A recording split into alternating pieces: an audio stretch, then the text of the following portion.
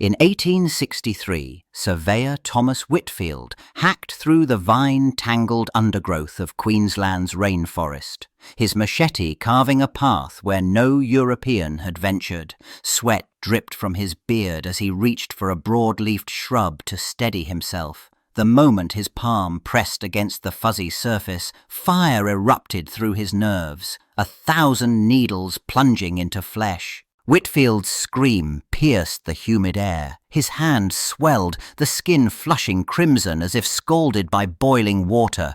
Each heartbeat sent fresh waves of agony up his arm. He staggered backward, crashing through ferns while his men watched helplessly. The pain intensified rather than faded, electricity coursing through every nerve ending, muscles seizing in rhythmic spasms. Within minutes, lymph nodes in his armpit bulged like marbles beneath the skin. Vomit spattered the forest floor as his body convulsed. The expedition's journal would later describe how Whitfield spent 3 weeks delirious with fever, his hand wrapped in wet cloths that provided no relief. The innocent-looking plant had injected its venom, beginning a torment that would haunt him for years. The screaming began within minutes. Those same hands that had brushed against the innocent-looking leaves now trembled violently as angry welts rose across the skin. The men staggered toward the nearest creek, plunging their arms into the cool water, desperate for relief. But the water seemed to feed the fire. Each drop that touched the affected skin sent fresh waves of agony shooting up their arms. They tore strips from their shirts, wrapping the blistering flesh tight, pressing mud and leaves against the wounds. Nothing worked. The pain burrowed deeper, as if molten wire was threading through their veins. One prospector collapsed to his knees, clawing at his own arm until blood mixed with the clear fluid seeping from the welts. His companions could only watch, helpless, as he convulsed in the dirt. Hours passed. The initial sharp sting had transformed into something far worse, a relentless electrical current that pulsed with each heartbeat. The men's faces contorted, teeth grinding until they cracked. Some vomited from the intensity. Others simply lay still, their bodies rigid, eyes wide and unblinking, as the neurotoxin worked its way through their nervous systems, turning every nerve ending into a conductor of pure agony. The screaming had stopped. Through the vine-tangled understory, 3 Aboriginal men crouched motionless, watching the gold prospectors stumble toward disaster. Their hands carved urgent shapes in the humid air, fingers splayed wide, then jerked back sharply, but the bearded strangers pushed deeper into the green shadows, canvas packs scraping against waxy leaves. One prospector, shirt soaked through with sweat, reached for a broad leaf to steady himself on the muddy slope. The Aboriginal men's warning cries pierced the canopy. Too late. His palm pressed flat against the fuzzy surface, and for a heartbeat, nothing. Then his knees buckled as invisible needles drove fire into every nerve. Within hours, all 5 men writhed among rotting logs and crimson fungi, their skin mottled with welts. Mosquitoes clouded around their thrashing bodies, while leeches inched across mud-caked boots. The Aboriginal watchers retreated into the forest's depths, leaving the prospectors to their agony, another group who'd ignored the ancient knowledge of this killing ground. The screams had barely faded from the Queensland forests when Frederick Bailey, chief colonial botanist, arrived with his collection cases in 1893. Glass specimen jars clinked against brass instruments as he catalogued the peculiar heart-shaped leaves, pressing them between sheets of blotting paper with methodical precision, unaware that each dried specimen retained its venom. 2 years later, in Brisbane's Colonial Museum basement, assistant curator Thomas Whitfield reached for Bailey's archived specimens. His fingers brushed the brittle leaf. Instant fire shot through his palm. The dried plant, dormant for 24 months, delivered its payload through needles invisible to the naked eye, sending Whitfield crashing into shelves of preserved beetles. Museum directors gathered around Whitfield's swollen hand, watching blisters rise like pearls beneath translucent skin. How could desiccated plant matter, devoid of moisture or life, inflict such damage?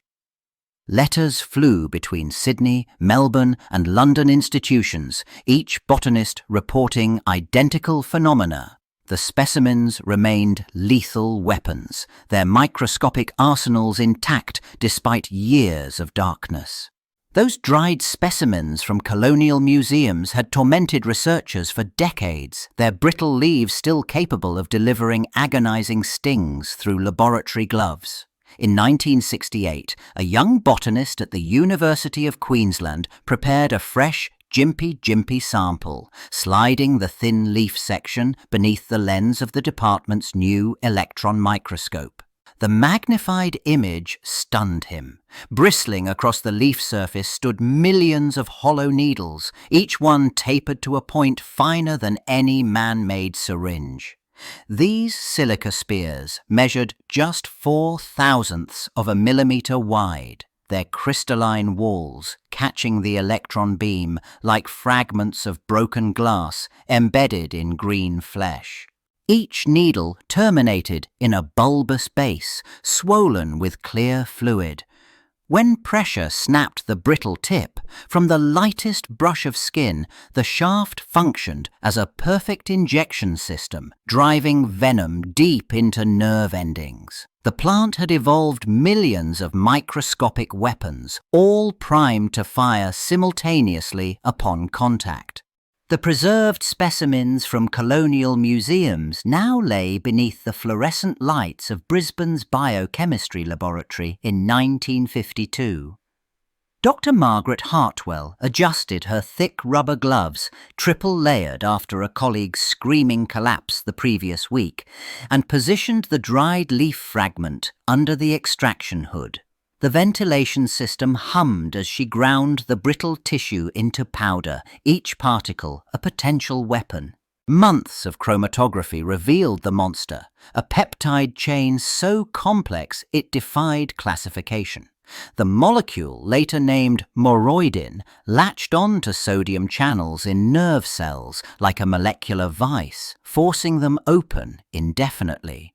While morphine dulled pain signals, this toxin amplified them, turning the body's own nervous system into an instrument of torture that no painkiller could silence. Laboratory mice injected with diluted extract thrashed against their cage walls, their tiny bodies arching in ways that made seasoned researchers turn away. The toxin's stability proved unprecedented. Samples stored for decades retained full potency.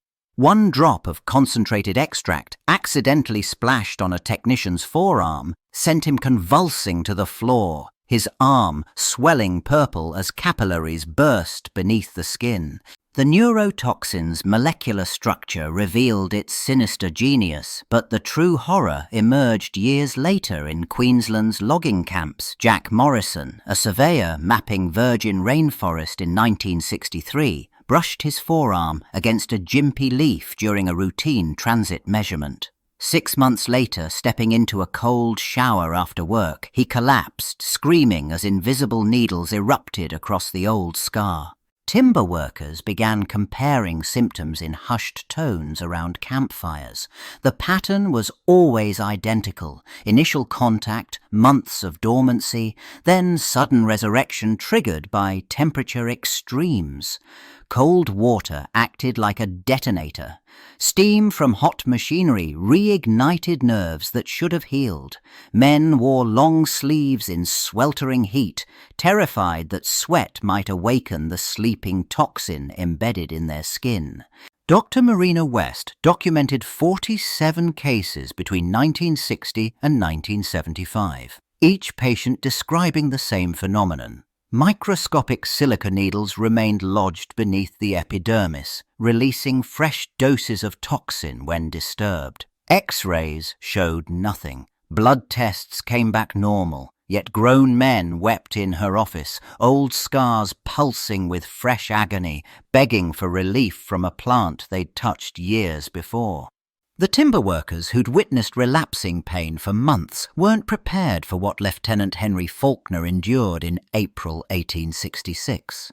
His patrol had veered off the established track near the Herbert River when he brushed against a shrub's heart-shaped leaves. The needles pierced through his uniform sleeve, injecting their payload directly into his forearm. For 3 days, Faulkner writhed on his camp bed while his men applied cold compresses that only amplified the burning.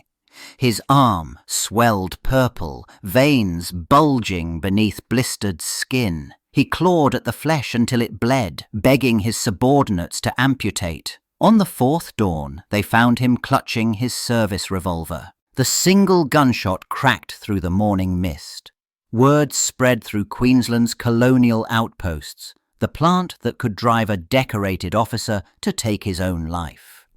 Settlers began calling it the suicide plant, marking its locations with skull symbols carved into nearby trees.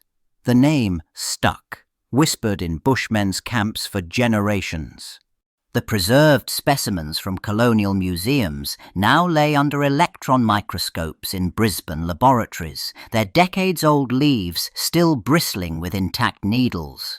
Dr. Marina Hurley peeled back layers of cellular structure, revealing an arsenal refined over 60 million years, each needle a product of relentless evolutionary pressure in Australia's isolated rainforests. Fossil imprints from Queensland's Eocene deposits showed ancestral Dendrocnide species with primitive stinging hairs, mere irritants to giant herbivorous marsupials that once stripped entire trees bare. But as these megafauna dwindled and smaller, more agile browsers evolved, the plant's chemistry intensified, its neurotoxins growing more complex, more stable, more devastating with each geological epoch. Modern wallabies and tree kangaroos avoided even dead Gympie-Gympie leaves, their feeding paths carving wide arcs around the plants. Hurley discovered shredded leaf fragments scattered beneath untouched specimens, evidence of animals that had tested the defences and retreated, leaving behind warnings written in torn vegetation, a botanical battlefield where chemistry had triumphed over teeth. The evolutionary arms race that produced this botanical nightmare now confronts modern hikers along the Cassowary Falls track. Rangers hammer metal posts into the soft rainforest soil, mounting yellow triangular signs that scream, "Danger! Stinging tree!" The laminated warnings feature graphic photographs of blistered flesh, yet tourists still pause beneath the broad, heart-shaped leaves, cameras raised. A park botanist demonstrates the plant's persistence, lifting a brittle leaf fragment sealed in plastic since 1987. The desiccated tissue crumbles like autumn parchment, but electron microscopy confirms the silica needles remain intact, each one still primed with neurotoxin.